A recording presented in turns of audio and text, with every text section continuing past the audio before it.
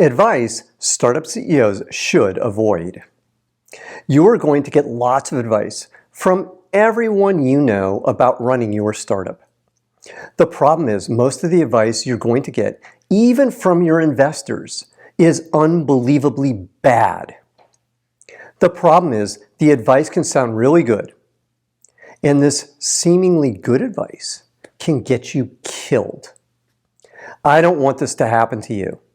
In today's video, I'll share with you 10 pieces of unbelievably bad advice I got that you should avoid. I hope you like it. Hi, I'm Brett. On my channel, I help early stage startup CEOs like you raise money and grow your startup.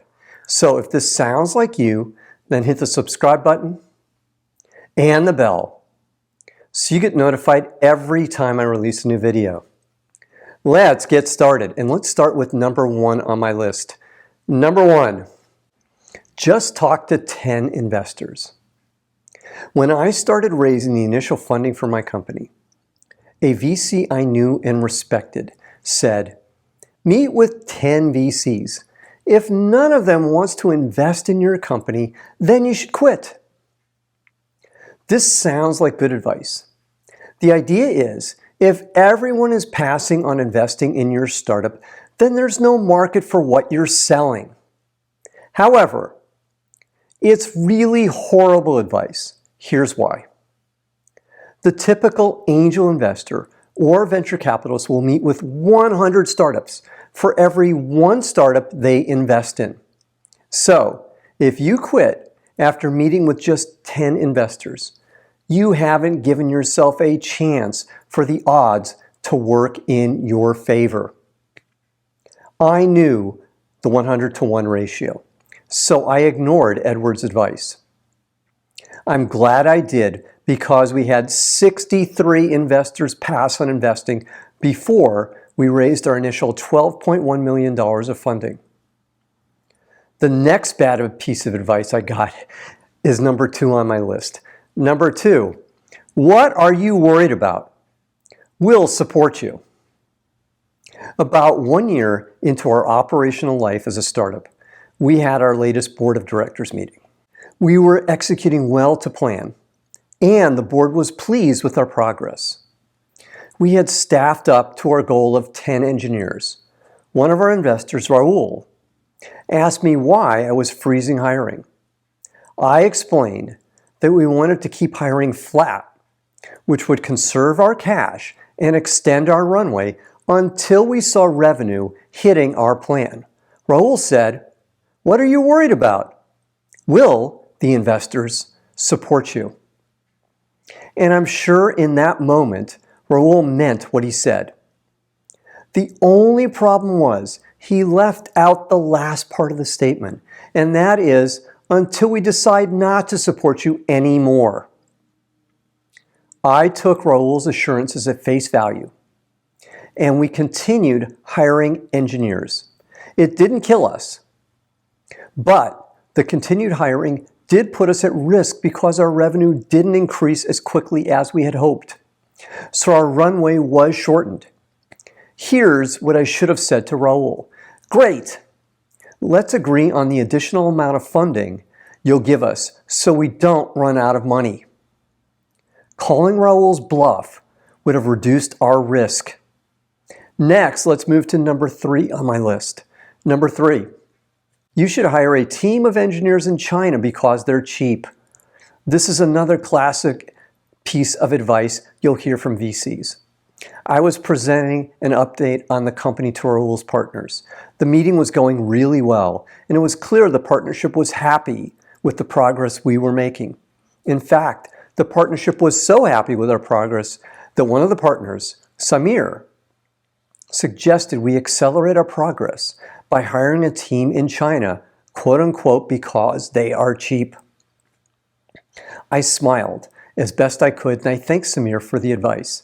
And then I completely ignored it. Here's the deal. Hiring teams of cheap labor always looks great on spreadsheets. The reality is much, much different. It's like my other investor, Gil, said to me when I told him about Samir's advice. He said, "Keep your supply line short." Gil is right. Managing a remote team halfway across the world is hard. Usually the output isn't very good. Turnover is a huge problem, and it is a huge time sink for your management team. Next, let's move to number 4 on my list. Number 4, you should pivot into another business. A year later, we presented again to Rahul's partners. This time, the meeting didn't go smoothly at all. We made tremendous progress since our last meeting, but the partners were not impressed.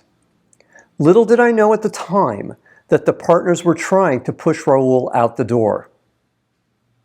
The same partner, Samir, that suggested we should add a team in China, suggested now that we should pivot into a new business area. Quote unquote, "We saved another company with this strategy," he said. Another CEO I am working with, whose company is now worth $2 billion, had one of his investors suggest he should pivot from focusing on his existing customer base of mid-sized OEMs to a long-tail strategy. The strategy made no sense, and Ray ignored it. The point is, most investors don't know your business as well as you do. Many investors have never run a startup, or any business, by the way. And if you fail, they'll just move on to the next investment. So take the advice you're getting with a grain of salt. Now, speaking of more bad advice, let's move to number 5 on my list. Number 5, we should compete with, head-on, name your tech behemoth. Bad advice doesn't just come from your investors. Your team can give you awful advice too. Like this beauty one of my team gave me about trying to compete head-on with our largest competitor in their core business. That's a recipe for disaster if there ever was one. Even if you have a significant advantage, and we didn't, versus our much larger competitor, your competitor will react aggressively if you try and steal their business. Usually you'll fail with that type of direct frontal assault. Instead, you're much better off going with the hit them where they ain't strategy. You go after a market your competitors aren't as focused on, and you grow from there. Next, let's move to number 6 on my list. Number 6, let's spend $300,000 on an ERP system. There's an old saying investors have about startup CEOs. If you give a startup CEO $1 million, the CEO will find a way to spend the $1 million. If you give an entrepreneur or startup CEO $10 million, the CEO will find a way to spend the $10 million. The sad thing is, that thought process is not without a lot of truth. You may be very disciplined in your spending, but your co-founders may have other ideas. For example, one of my co-founders, Randy, wanted us to spend $300,000 on an enterprise resource planning system, ERP, that we likely would need for several years. It's so tempting, isn't it, to just go spend the money and be prepared for when you do need the tool, system, resource. But that's not the right way to be appropriately frugal. You're almost always better off waiting to spend the money on something you don't need and find a way to get by with an imperfect system in the meantime. That's what we did, and it worked great. The money you save might be the difference between your survival and failure. Next, let's move to number 7 on my list. Number 7, avoid high-margin businesses. Of all the advice I've ever heard a VC tell me, this beauty might be the worst. Quote, "I hate high-margin businesses," Donald, the managing partner of Donald Ventures, told me when we met for the first time. as I was telling him about my high-margin business. The reason I hate the advice is he essentially is telling startup CEOs, don't worry about making money. All that matters is your top-line growth. Now that strategy is not without merits, but it's horrible advice. Eventually, every company needs to make money. If all you care about is your top-line growth, then you'll lose money forever. You'll be beholden to your investors forever.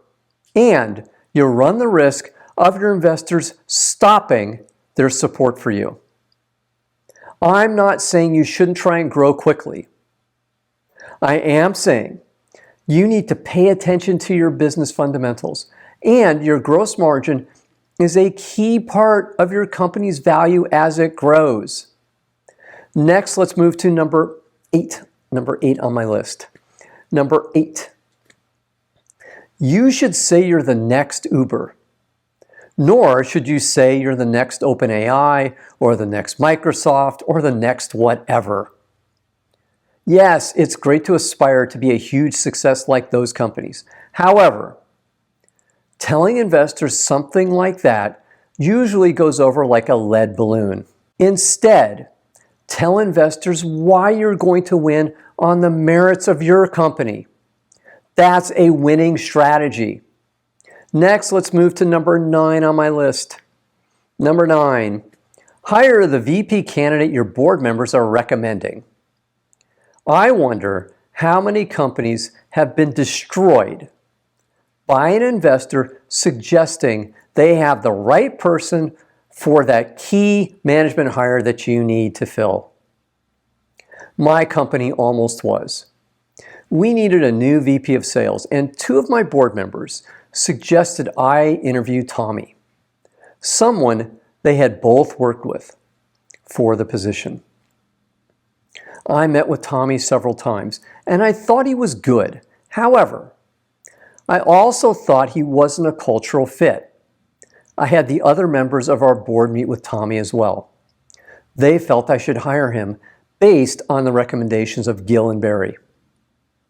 Something was off, but I went ahead based on their recommendations. And of course you know what happened. It blew up in my face almost immediately. It was a dumb mistake. I know of several CEOs that have had this happen too. The moral of the story is you shouldn't feel obligated to hire someone your investors recommend. Remember, if it blows up, it's your fault for making the bad hire, not theirs. Next, let's move to the last one on my list, number 10. You need to be an AI to get funded. There's always going to be a hot area of investment. Right now it's AI. Before that it was high-performance computing. My goodness, I can remember when solar technology was hot. No pun intended.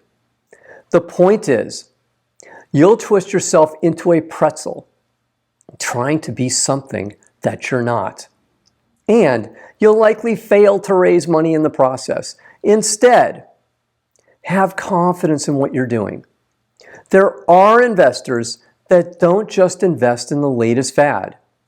It's your job to find them. Now, if this content is resonating with you, then please hit the like button right now. One final thought. Explain why you're saying no. As I said at the start of the video, you're going to get lots of advice. Remember, you are under no obligation to act on any of the advice. It's your startup. You're the CEO. Use your common sense. Ask good questions. Listen well. One of the greatest skills you can learn is explaining why you're saying no. Learn the technique of agree, build, compare, or yes and. In other words, don't tell someone their advice is wrong or bad. Instead, say something like this. Yes, I can understand why you think it's a great idea for us to spend $300,000 right now. And we need to manage our cash carefully at this point. So we'll have to make our existing systems work. Now, I have 2 more things for you today. First, my free startup pitch deck template. It has all the slides you need to develop an awesome pitch deck. Click the link below to get yours for free. Second, join my free group of startup CEOs, Zero to Pitch. It's a community for startup CEOs focused on growing their companies and raising funding for their companies. Click the link below to join. Finally, click the subscribe button to get notified every time I release a new video. I'm Brett at brettjfox.com. Thanks for watching today. Take care. Bye.